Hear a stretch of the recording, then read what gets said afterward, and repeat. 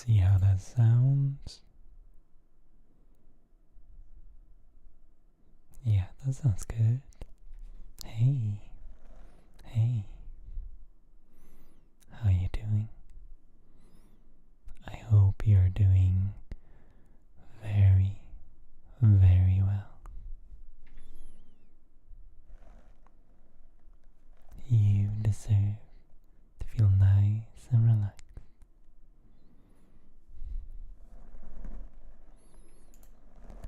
Nice and comfortable. Nice and relaxed.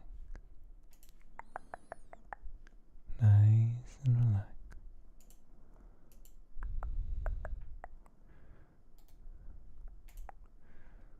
Nice and relaxed.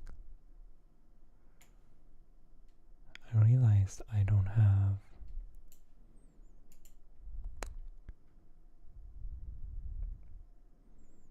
three-band equalizer, please.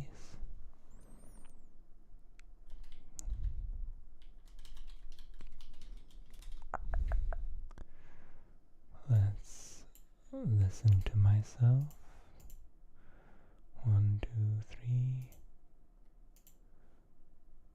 Hello. Yes, I can hear myself. 1, 2, 3, 4. 1, 2, 3, 4, 5, 6, 7, 8, 9, 10. Oops.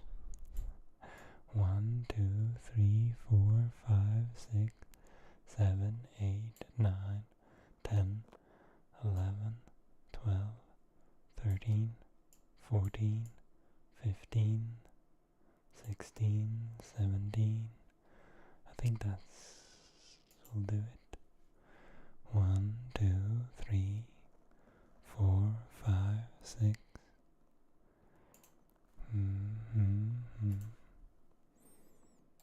Just setting up some audio things. 1, 2, 3, 4, 5. Oops, sorry. 1, 2, 3, 4, 5, 6, 7, 8, 9, 10, 11, 12, 13, 14, 15, 16, 17, 18, 19, 20. 1, 2, 3, 4, 5, 6, 7, 8, 9, 10, 11, 12, 13, 14, 15, 16, 17, 18, 19, 20.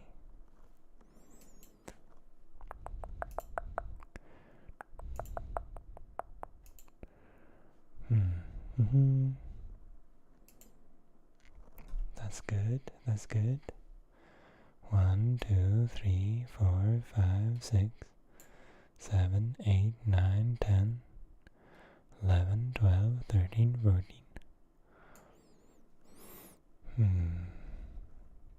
This mic picks up so much low end, it's insane. I always have to remove it, because with some headphones it will be way too, or some speaker setups, it will be way too loud.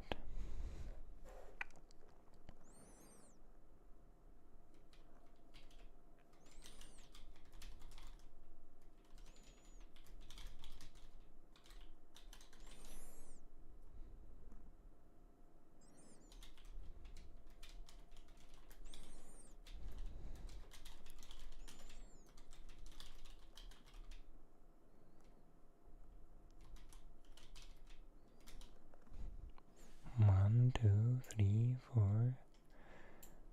1, 2, 3, 4. Na, na, na, na. Nice and relaxing. Let's read some fables. You want to read some fables with me? 'Some nice, relaxing fables.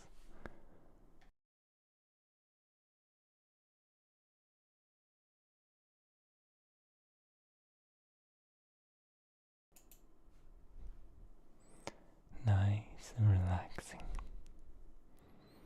So lovely to have you here.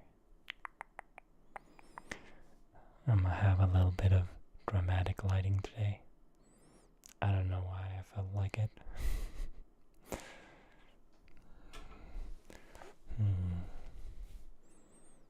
It's nice and dramatic. Can barely see me.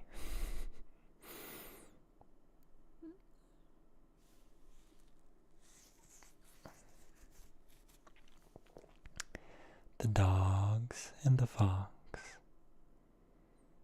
Some dogs once found a lion. Oh, I'm gonna read some fables, by the way. Did I say that? I don't remember. Let's go. These are some fables. The dogs and the fox.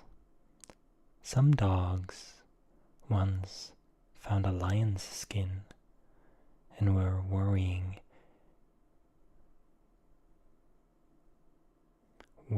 it with their teeth. I don't know what that word means. Some dogs once found a lion's skin and were worrying it with their teeth. Just then a fox came by and said, "You think yourselves brave, very brave, no doubt. But if that were a live lion, you'd find his claws a good deal sharper than your teeth." Indeed, dogs are no match for a lion. The nightingale and the hawk. A nightingale was sitting on a bough.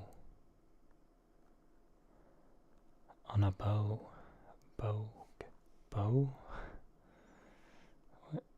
Searching dictionary for bow. Bow, shoulder, akin to isle, shoulder, bow of a ship. Oh, is it like a bow of a ship, but spelled B-O-U-G-H? A nightingale was sitting on a bough of an oak and singing, as her custom was. A hungry hawk presently spied her, and darting to the spot, seized her in his talons. He was just about to tear her in pieces when she begged him to spare her life. "I'm not big enough," she pleaded, "to make you a good meal. You ought to seek your prey among bigger birds." The hawk eyed her with some contempt. "You must think me very simple," said he, "if you suppose I am going to give up a certain prize on the chance of a better, of which I see at present no signs." Yeah. You take what you can get, whatever is in front of you.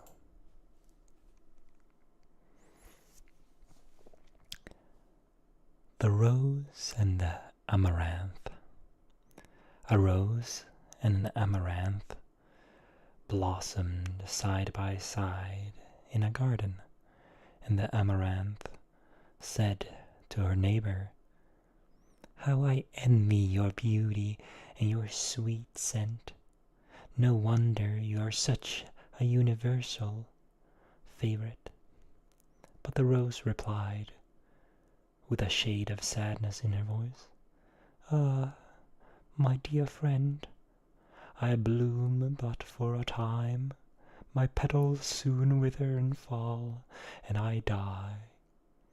But your flowers never fade, even if they are cut, for they are everlasting." Smooth. Welcome in, Smooth.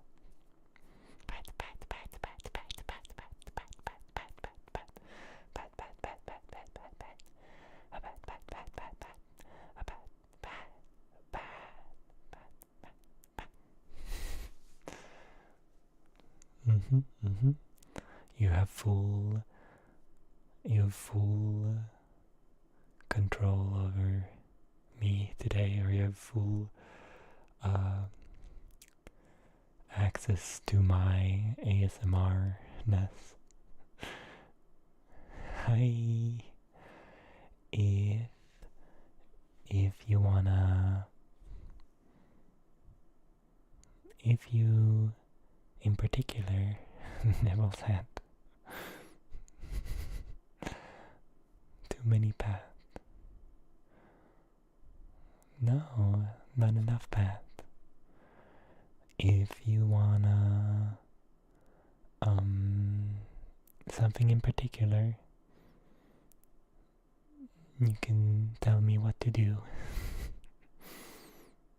Whatever you find most comforting. I will be reading if you don't have any other particular desires.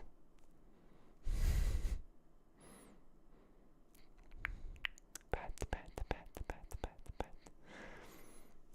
Pat, pat, pat, pat, pat, pat. Pat, pat, pat. Shimoo, shimoo. Be comfortable, little shimoo. The rose and the amaranth. Wonderful. And I'm gonna continue with some fables then. I feel kind of good at reading today. I'm on it. Hopefully that won't be less. I already read this one. The next one, the man, the horse, and the ox, and the dog. One winter's day, during a severe storm, a horse, an ox, and a dog came and begged for shelter in the house of a man. He readily admitted them, and as they were cold and wet, he lit a fire for their comfort, and he put oats before the horse and hay before the ox, while he fed the dog with the remains of his own dinner. When the storm abated and they were about to depart, they determined to show their gratitude in the following way. They divided the life of the man among them, and each endowed one part of it with the tranquillities which were peculiarly his own. The horse took youth, and hence young men are high-mettled and impatient of restraint. The ox took middle age, and accordingly men in middle life are steady and hard-working, while the dog took old age, which is the reason why old men are so often peevish and ill-tempered, and, like dogs, attached chiefly to those who look to their comfort, while they are disposed to snap at those who are unfamiliar or disrespectful to them. This is interesting. Not too easy. Read to your cat. I'm sorry. He didn't want to stay in my room. Kitty left. Kitty left. He came and was really, really intensely snuggly. And then, as soon as he got his pets, he left for food. He was like, now I'm hungry. I'm hungry. Thank you for the hearts. Thank you for the hearts. Yippee. I appreciate the hearts. the wolves, the sheep, and the ram. Oh, to you, I see. Yes, I'll read it to Shimu. The wolves, the sheep, and the ram. Just lay down or sit around and love and enjoy some headbands and some reading. The wolves, the sheep, and the ram. The wolves sent a deputation to the sheep with proposal for a lasting peace between them, on condition of their giving up the sheep-dogs to instant death. The foolish sheep agreed to the terms. But an old ram, whose years had brought him wisdom, interfered and said, How can we accept to live at peace with you? Why, even with the dogs at hand to protect us, we are never secure from your murderous attacks. Yeah, those tricky wolves. Be careful with those tricky wolves. Yeah. I'll read for you so you don't have to. So you don't have to. I'll be happy to read you bedtime stories many a times over.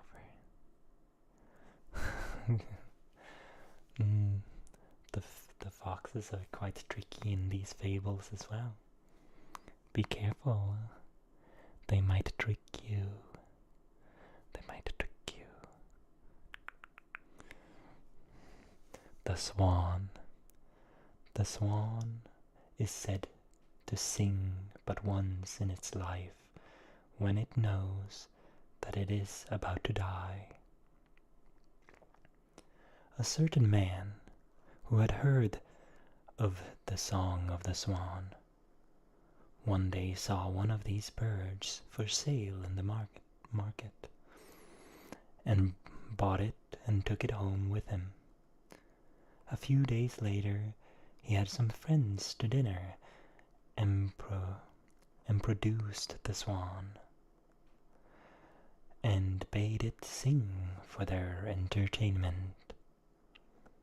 But the swan remained silent. In course of time, when it was growing old, it became aware of its approaching end and broke into a sweet, sad song. When its owner heard it, he said angrily, If the creature only sings when it's about to die, what a fool I was that day I wanted to hear its song. I ought to have wrung its neck instead of merely inviting it to sing. Oh my goodness. No, be kind to the swan. No. The swan is not just here to sing for you. I tricked the one to eat the tuna. Did it? I thought it went away and didn't want the tuna.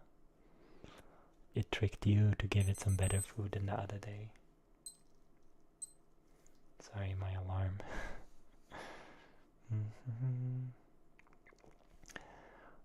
The snake and Jupiter. I like these Jupiter stories where the animals ask Jupiter for things, and sometimes they receive them, sometimes they receive them in unexpected ways.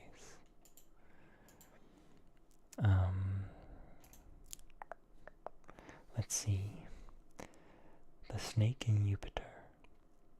A snake suffered a good deal from being constantly trodden upon by man and beast. owing partly to the length of his body and partly to his being unable to raise himself above the surface of the ground. So he went and complained to Jupiter about the risks to which he was exposed. But Jupiter had little sympathy for him. "I dare say," said he, "that if you had bitten the first that had trod on you, the others would have taken more trouble to look where they put their feet."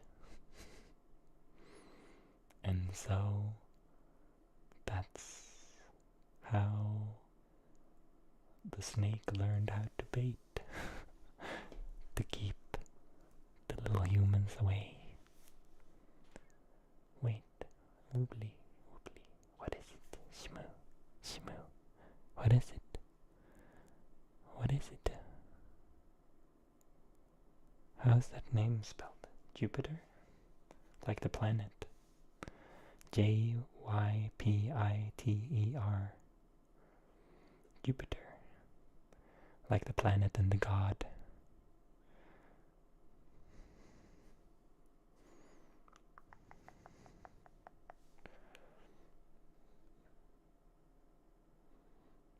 Yeah. The Greek god, Roman god. Which is it? I think is it Greek or Roman? I can never distinguish between Roman and Greek mythology. Jupiter, Jupiter, Jupiter, Jupiter.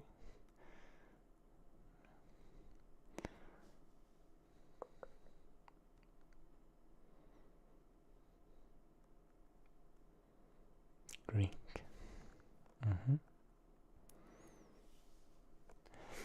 No way I said Jupiter. That's a silly name though. Jupiter, Jupiter. The wolf and his shadow. A wolf who was roaming about on the plain when the sun was getting low in the sky was much impressed by the size of his shadow and said to himself, "I had no idea I was so big. Fancy my being afraid of a lion. Why, I, not he, ought to be king of the beasts." And, heedless of danger, he strutted about as if there could be no doubt at all about it. Just a lion sprang upon him and began to devour him. Just then a lion sprang upon him and began to devour him. "Alas," he cried, "had I not lost sight of the facts, I shouldn't have been ruined by my fancies."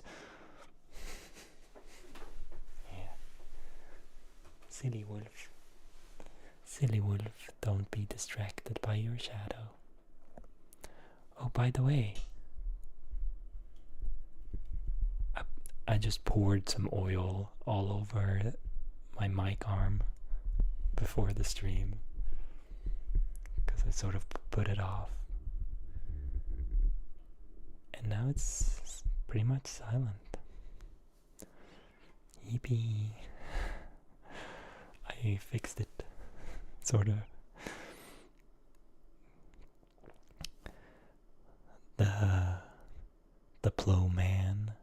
plowman, and the wolf. Yeah, you did. Good job. The plowman and the wolf. A plowman loosed,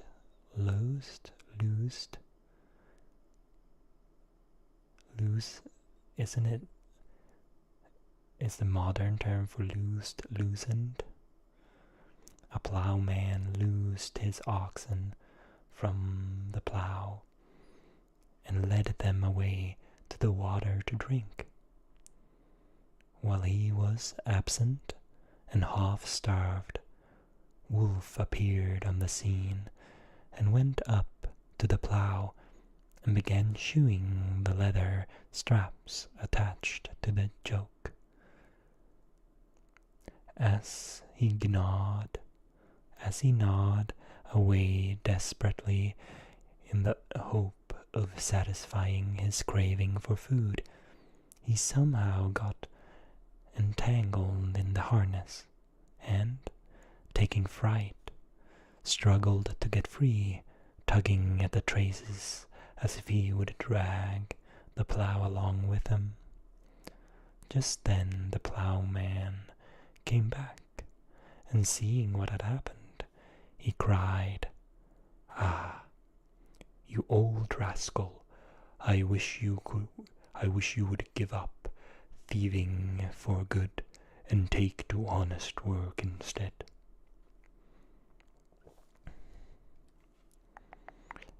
I sort of zoned out and didn't pick up that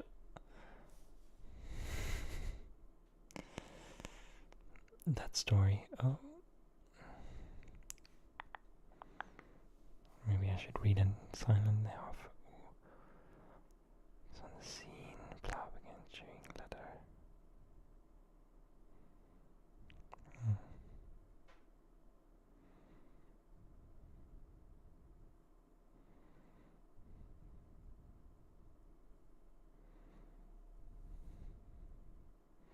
He got stuck. He got stuck in the plow. You want me to see me play a game? I mean, I can still read even though I lose focus. I just won't pick up the story. The wily lion.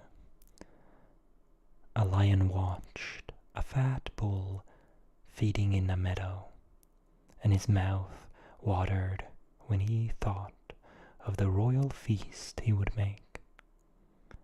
But he did not dare to attack him, for he was afraid of his sharp horns.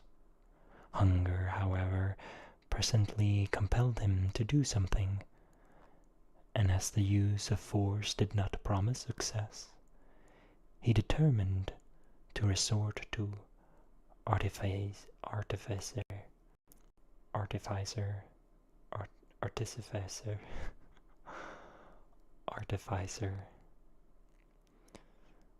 Going up to the bull in friendly fashion, he said to him, "I cannot help saying how much I admire your magnificent figure. What a fine head, what a powerful shoulders and thighs.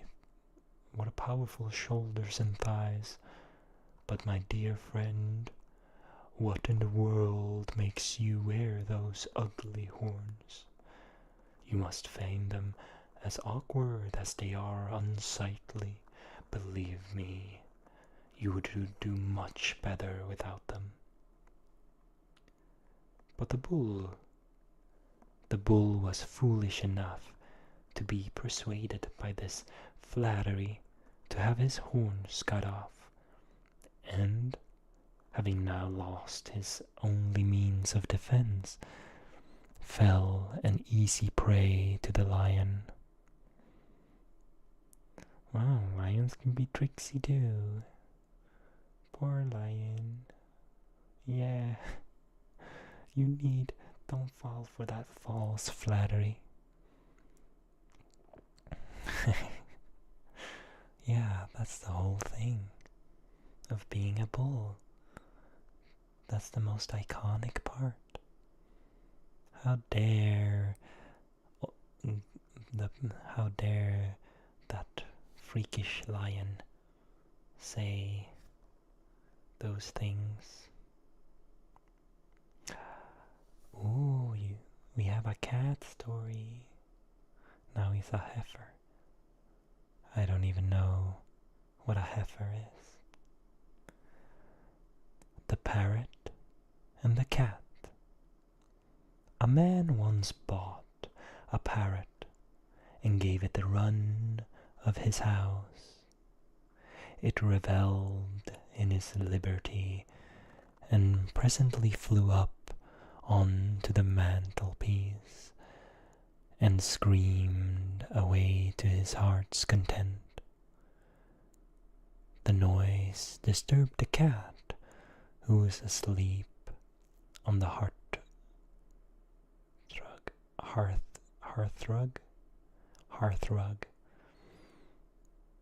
Looking up at the intruder, she said, "Who may you be, and where have you come from?" The parrot replied, Your master has just bought me and brought me home with him." You impudent bird," said the cat. "How dare you, a newcomer, make a noise like that? Why, I was born here, and I have lived here all my life. And yet, if I venture to mew, they throw things at me and chase me all over the place. Oh no, poor kitty." "Look here, mistress," said the parrot. "You just hold your tongue. My voice they delight in, but yours is a perfect nuisance. No, that's not true. It's a cute little bird. It's a cute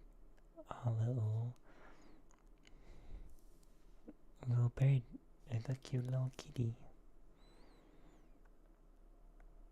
A heifer is a male cow without an ability to reproduce and looks more like a female counterpart. Basically a femboy. Yeah, basically. See? Racist. Well,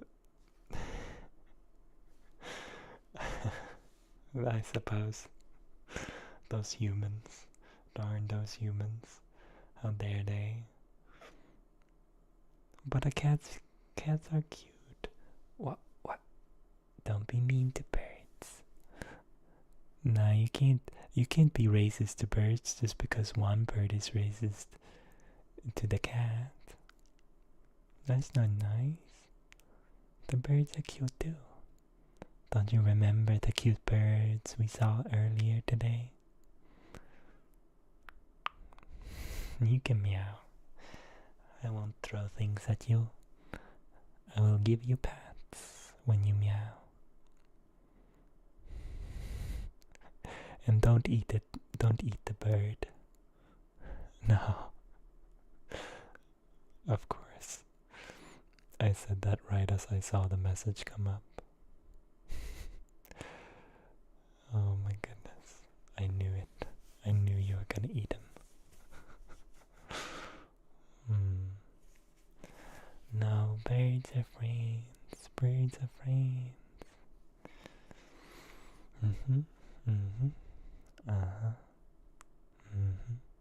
Birds are friends. Yeah, you make me giggle. You're very silly. Very silly. Silly bean. The stag and the lion.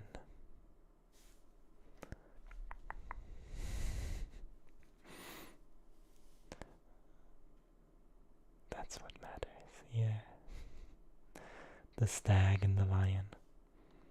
A stag was chased by the hounds and took refuge in a cave where he hoped to be safe from his pursuers. Unfortunately, the cave contained a lion to whom he fell an easy prey. Unhappy that I am, he cried. I am saved from the power of the dogs, only to fall into the clutches of a lion. out of the frying pan into the fire. That's a common saying, like the beetle or the horse kind of stag. I think it's the horse kind of stag, based on the fact that it was chased by hounds and then eaten by a lion.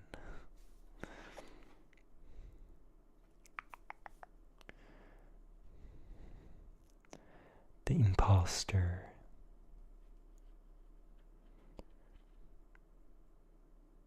A certain man fell ill and began. Wait, the imposter?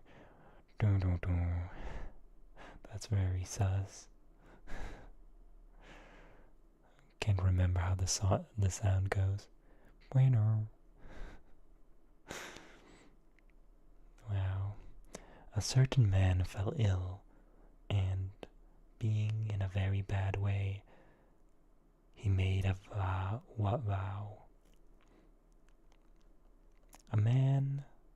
A certain man fell ill, and being in a very bad way, he made a vow that he would sacrifice 100 oxen to get the gods, if they would grant him.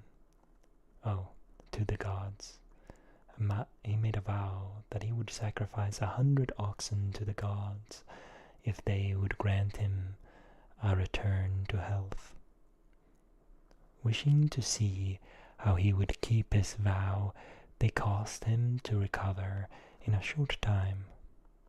Now he hadn't an ox in the world, so he made 100 little oxen out of a tallow,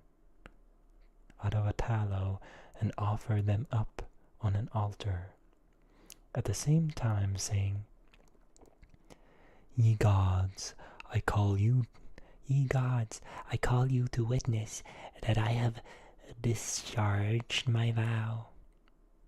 The gods determined to be even with him, so they sent him a dream, in which he was bidden to go to the seashore and fetch 100 crowns, which he was to find there. Hastening in great excitement to the shore, he fell in with a band of robbers, who seized him and carried him off to sell as a slave. And when they sold him, 100 crowns was the sum he fetched. Do not promise more than you can perform.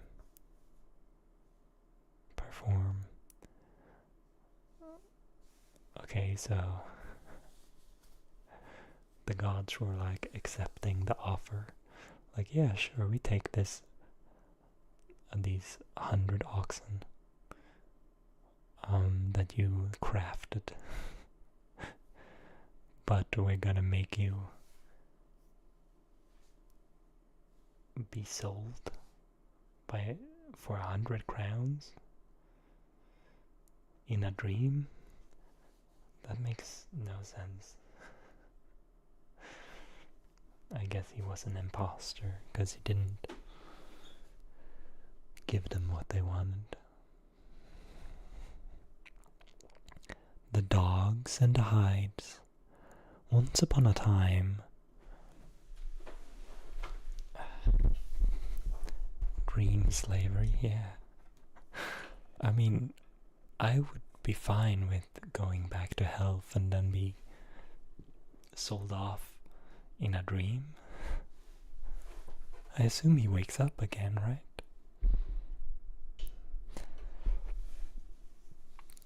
The dogs and the hides. Once upon a time, a number of dogs who were famished with hunger saw some hides steeping in a river, but couldn't get at them because the water was too deep. So they put their heads together and decided to drink away the river till it was shallow enough for them to reach the hides. But long before that happened, they burst themselves with drinking. I like these silly ones. What could possibly be the moral of the story there?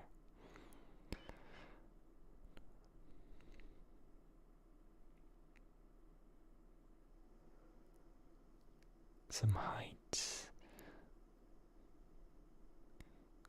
Like, don't plan dumb plans? No, because they drank so much they exploded. They burst themselves with drinking. They wanted food, so they tried to drink away the water to get to the hides that I guess they wanted to eat.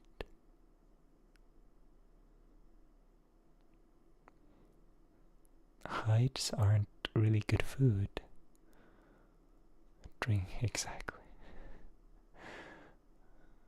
So the moral of the story is don't drink too much.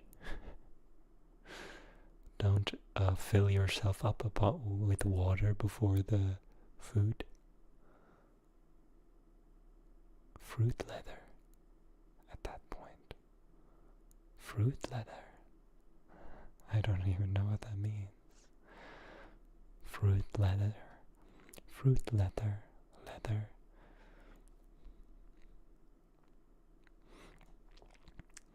Yeah, I guess I'm guessing the moral of the story is don't fill yourself up on with drinks before you have your meal. You need to have enough space in there to eat properly.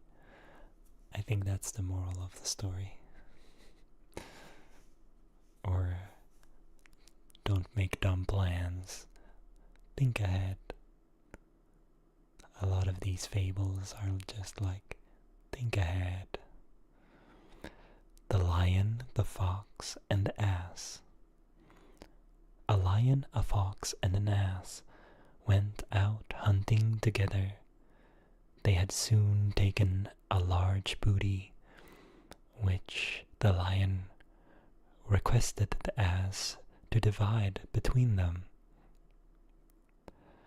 The ass divided it all into 3 equal parts, and modestly begged the others to take their choice, at which the lion, bursting with fury, sprang upon the ass and tore him to pieces.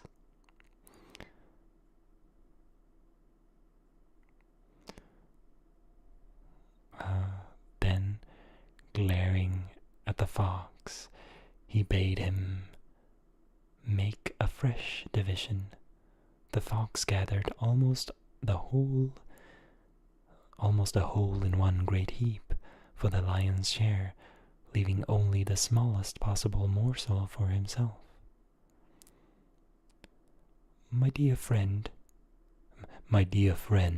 said the lion, how did you get the knack of it so well? The fox replied, me? Oh, I took a lesson from the ass. So true. Always learn from the ass. Always learn and make better.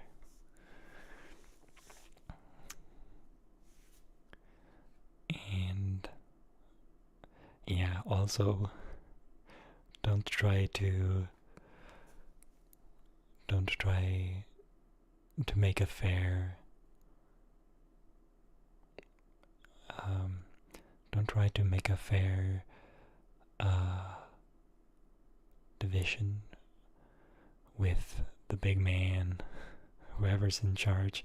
If a person can eat you, if they can just stomp on you and they have the power, you don't have much choice but to get a lesser share. Isn't that just capitalism? Happy is he who learns from the misfortune of others. I feel like the moral, this one had a little moral snippet at the end, but I feel like the moral was pretty clear. Just learn from the ass. Make sure to not make the same mistake as others. The fowler and the partridge. The fowler and the partridge. And the cock. I don't know what a partridge is. Is it an animal? Partridge. Any one of numerous species of small gallinaceous birds of the genus Paradix and several related genera of the family Paradicidae, Paradisidae of the Old World. The partridge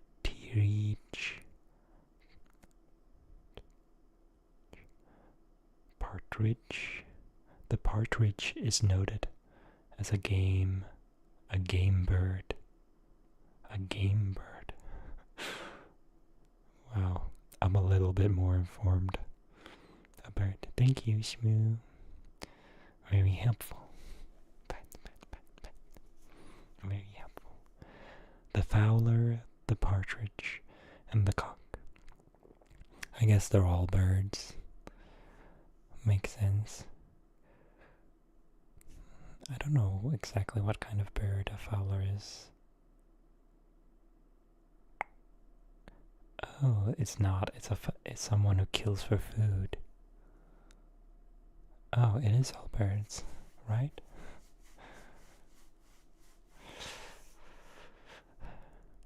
One day a fowler was sitting down to a scanty supper of herbs and bread.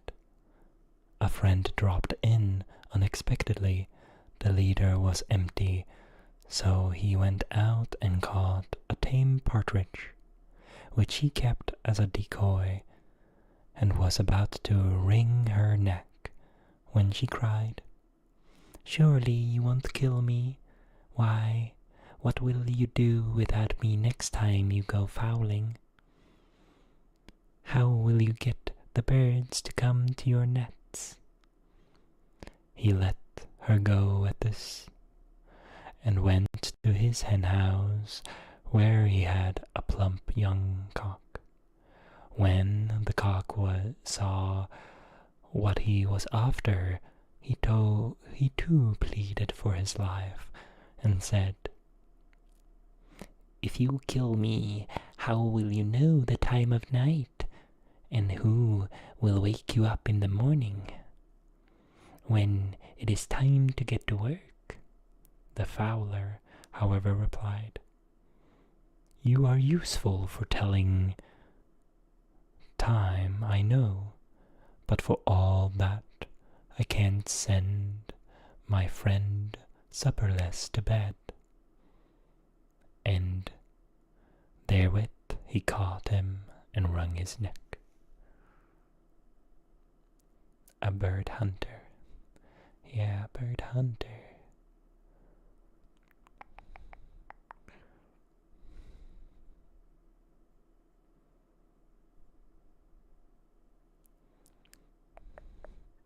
The gnat, and the lion. A gnat once went up to a lion and said, I am not in the least afraid of you. I don't even allow that you are a match for me in strength. I don't even allow that you are a match for me in strength. What does your strength amount to after all? That you can scratch with your claws and bite with your teeth, just like a woman in a temper and nothing more. But I'm stronger than you. If you don't believe me, let us fight and see." So saying, the gnat sounded his horn and darted in and bit the lion on the nose. When the lion felt the sting, in his haste to crush him, he scratched his nose badly and made it bleed, but failed altogether to hurt the gnat, which buzzed off in triumph, elated by its victory. Presently, however, it got entangled in a spider's web and was caught and eaten by the spider, thus falling prey to an insignificant insect after having triumphed over the king of the beasts. Well, the spider's still bigger than the gnat. I feel like to the gnat's size, it's still a significant beast, but significantly smaller than lion. The moral of the story is, don't get too full of yourself, for it's not necessarily about the power of the people or the skills, but it's about the weaknesses that you have yourself that will be your downfall, and the strengths of others. Just because one powerful being can't get you doesn't mean another. Of course, you're a humble being. Yes. Yes.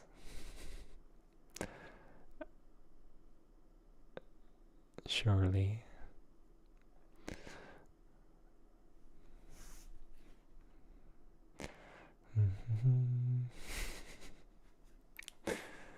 Good, good. Keep yourself out of trouble. Keep yourself out of trouble, Bean. Keep yourself out of trouble, Shmoo. And you get head pats. You get pats for being nice and safe. The Farmer and His Dog. A farmer was snowed up in his farmstead by a severe storm and was unable to go out and produce provisions for himself and his family. So he first killed his sheep and used them for food. Then, as the storms still continued, he killed his goats. And last of all, as the weather showed no signs of improving, he was compelled to kill his oxen and eat them. When his dogs saw the various animals being killed and eaten in turn, they said to one another, "We had better get out of this, or we shall go next. We shall be next to go." Yeah. Yeah. Get the heck out of there, doggos. You hurt your feet. Oh no. You were supposed to be nice and humble and still. How badly did you hurt your feet? Both of them?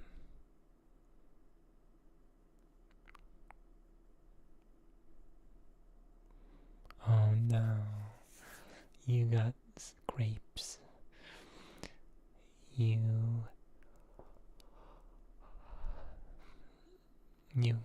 You got the scrapies. Yeah, that's where it happens. It's usually where it happens. Get friction burned. Oh, precious. You're gonna have to let it heal in time. It's gonna hurt for a little while.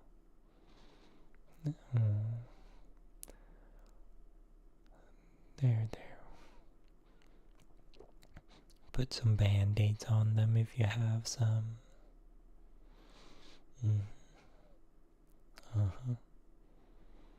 Is it another thing I'm gonna have to remind you of?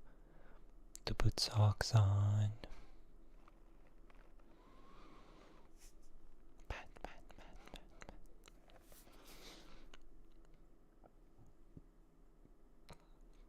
I'm sorry for your little feet.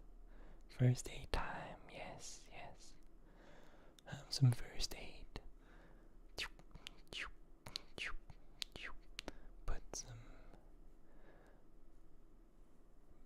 band-aids on. Pew, pew, pew, pew. Some band-aids. Pew, pew, pew. Precious bean. Precious, precious bean. Precious, precious. It'll be okay. It'll be okay.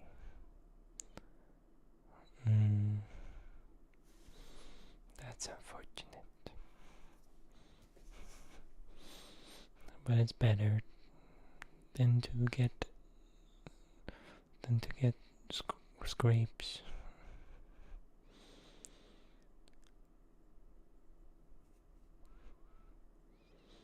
Yeah. Socks tend to do that. The little sock goblins tend to hide away the little socks. I bet you have one hiding in the van.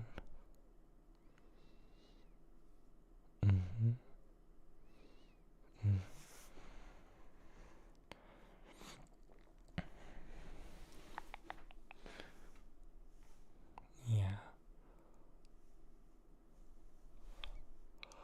The eagle and the fox. An eagle and a fox became great friends and determined to live near one another. They thought that the more they saw of each other, the better friends they would be. So the eagle built a nest at the top of a high tree, while the fox settled in a thicket at the foot of it, and produced a litter of cubs. One day the fox went out foraging for food, and the eagle, who also wanted food for her young, flew down into the thicket, caught up the fox's cubs. Oh no, that's not what friends should do.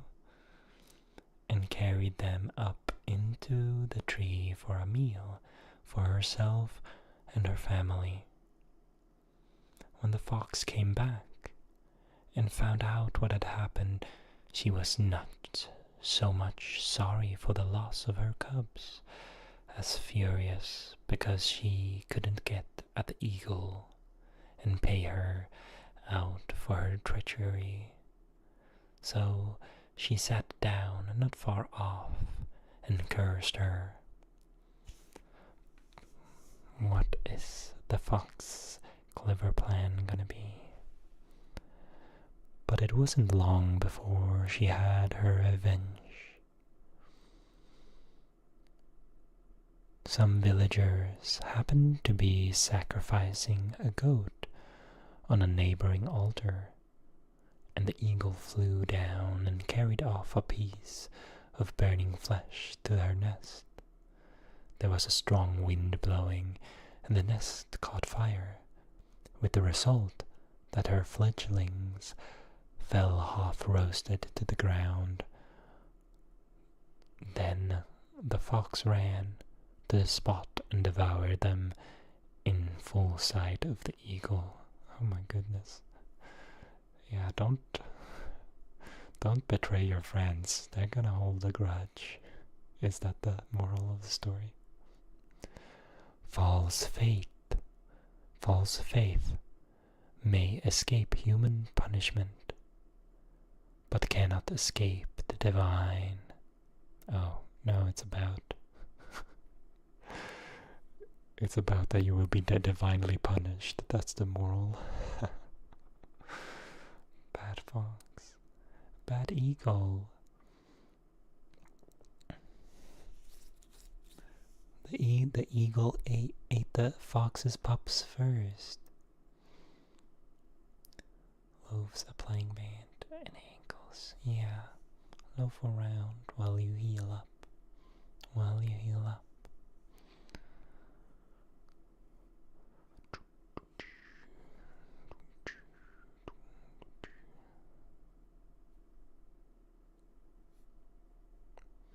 The babies didn't burn though. No, but they got eaten. And it's not the fox's fault that they got burned. It was divine punishment. apparently. That's the moral of the story. Do bad and get divine punishment. It was all the eagle's fault because the eagle tried to pick up some burning pieces of goat. Crispity chiclets. So did the crispity chiclets.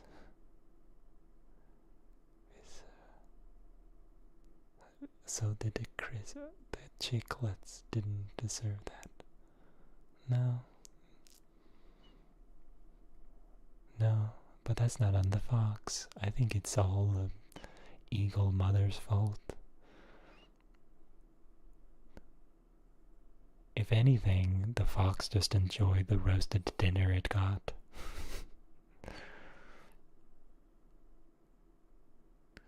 Eagle chicks. And the little eaglets were burning anyway, so the fox might as well, you know. Yeah, I know. The poor little birdies. I feel bad for the fox's pups as well. And the little birdies. No, they didn't. They were just babies.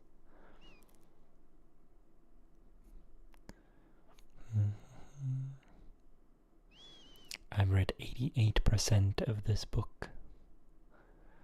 This collection of fables.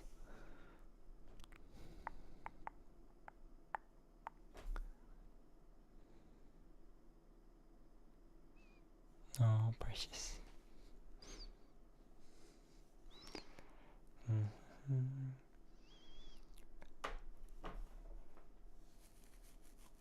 I'ma do some stretching.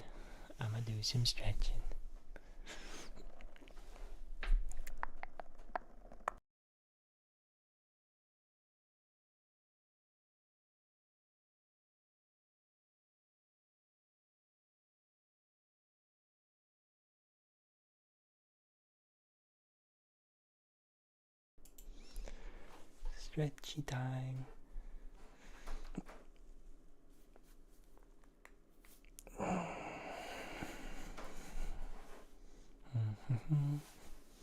Stretchy time.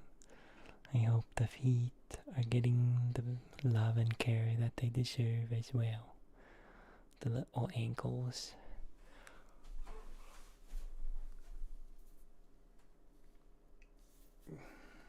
Poor little shaved ankles.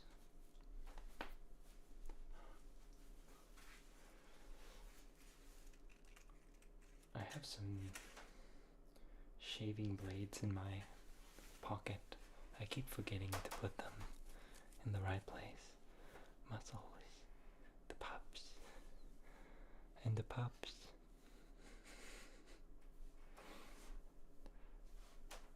Yeah, the pups too. Give them head pats.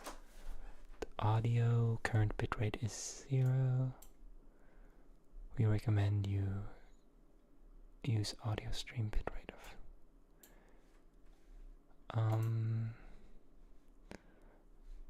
I hope that's not a problem.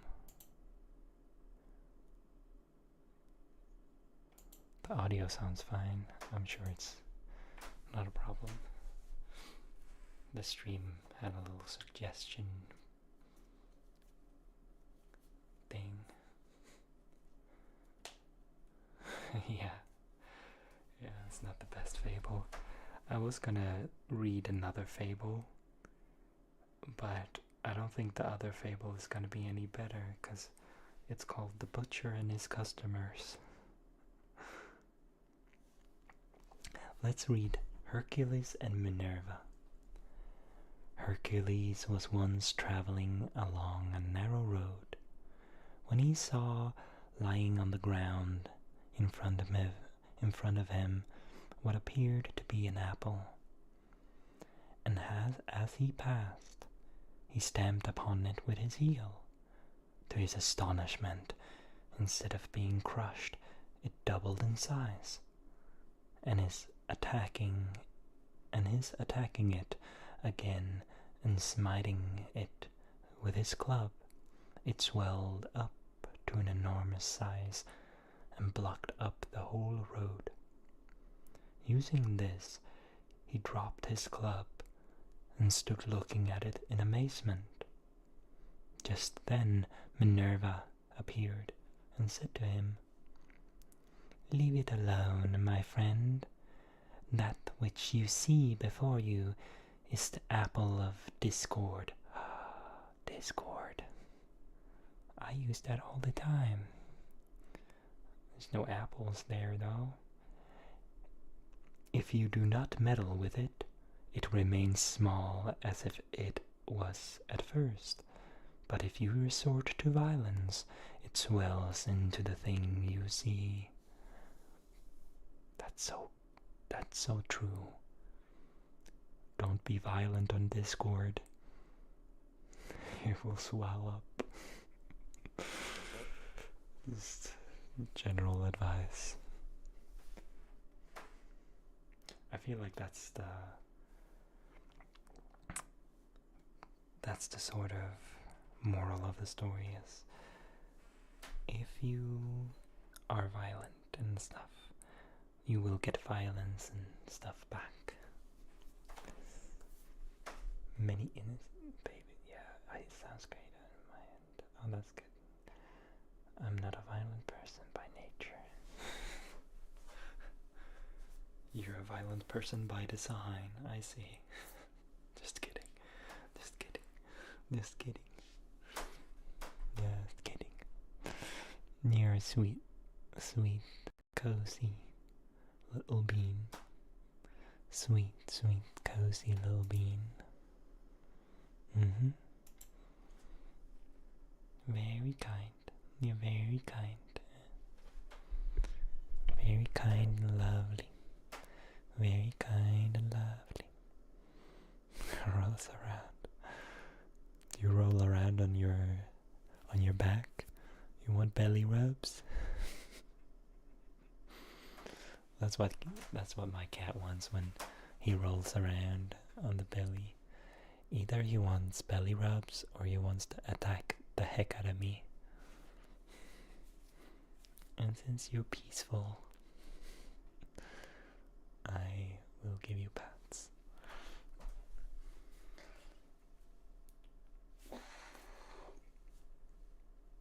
Stretching, stretching, stretching, stretching, stretching. Yeah.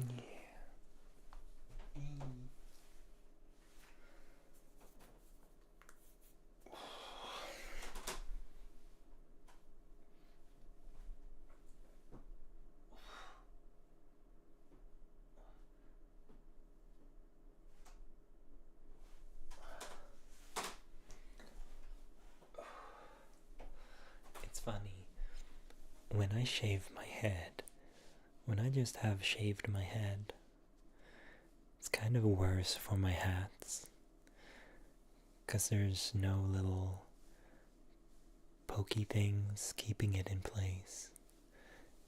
It just slides around. Oh, two other people are watching. It says 3 people, but I'm not sure. Sometimes it doesn't really know how many people it is watching. Yeah, Velcro head basically. It like sticks. No Velcro anymore. It says it's been, ever since you joined, it's been 2 people here. There's someone lurking, which is nice, because it means they're probably enjoying it in the background, or they're falling asleep to it.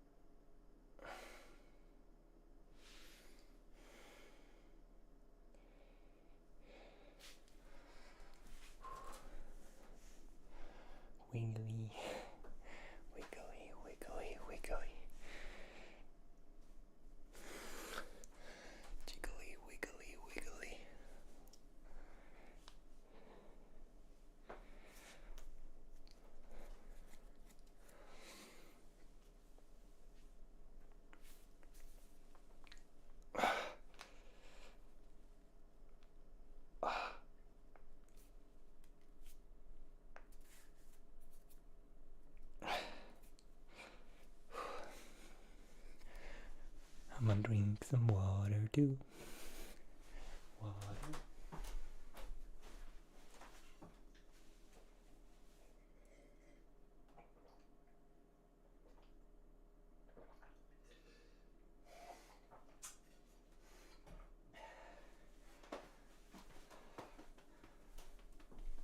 Yum, yum, yum, yum in my tum. Wiggly. I like being wiggly. Do you want to be wiggly with me? Wiggly, wiggly, wiggly, wiggly, wiggly, wiggly, wiggly. Want to be wiggly with me? Wiggle along. It's good to stay hydrated. I'll just make sure to not drink like the dogs.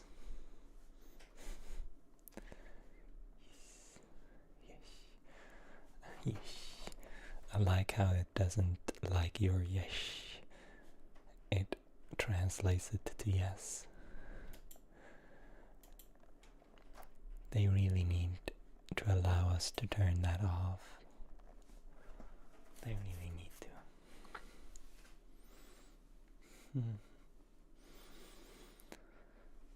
Let's do some breathing, because Annie is really gonna enjoy this. She usually rewatches the VODs. Cry about it, auto translate. Yeah, I'm the one crying about the fact that auto translate does it and I can't turn it off. Like, leave my commenters alone. Why? Leave my commenters alone, please. I just want to see their original words. Let me turn on the translate if I want to. If I want to. Let's do some breathing for myself and for Annie and anyone else who might possibly enjoy some breathing ASMR. I actually started doing breathing kind of for myself, because once it reaches 1 hour, my brain sort of needs a little break to just breathe.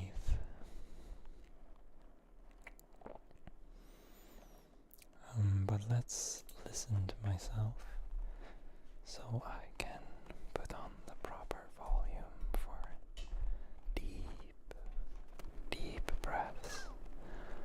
Take a deep breath in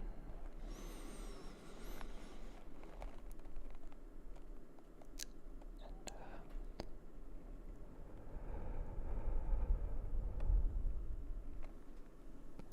In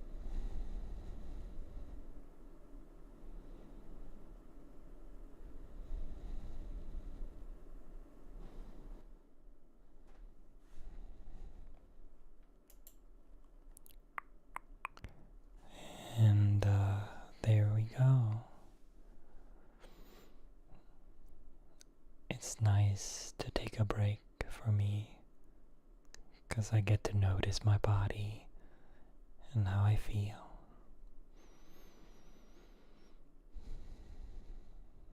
And it feels nice and sleepy. I can feel my sleepiness. And just breathing slow makes me sleepier.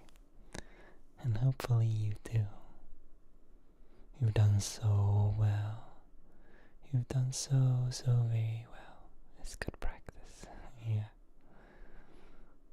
It's very good practice.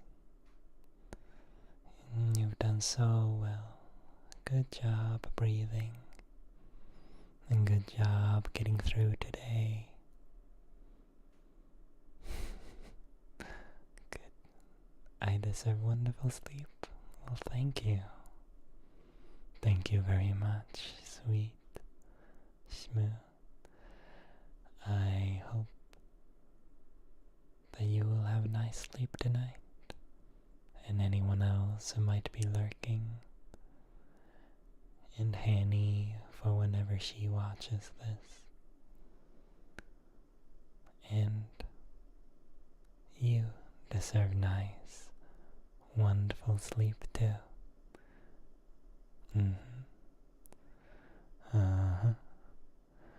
Nice, wonderful,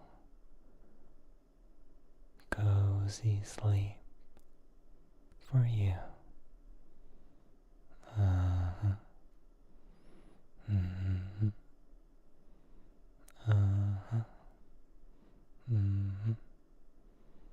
Yeah.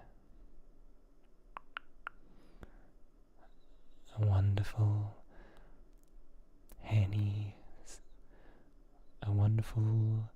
Henny wish for sleep from Moo. Yeah. Very sweet people. You both are. She keeps some banana bread. She did give some banana bread. She gave some a lot of banana bread to you. She's very sweet.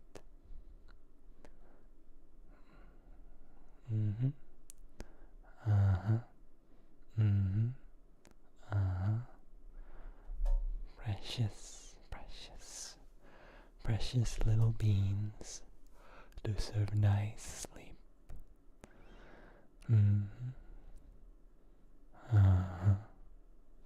Yes, you do. Yes, you do. Deserve such nice, cozy sleep. Deserve such nice comfort. Thank you for being you.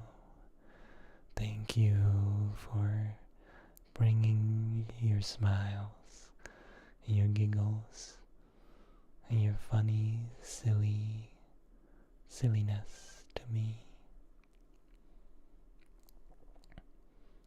And I appreciate you coming by, whether it's in text or just listening.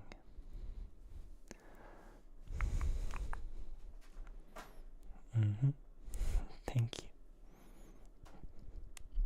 Thank you, Moo. You give such kind words. Such kind, wonderful words.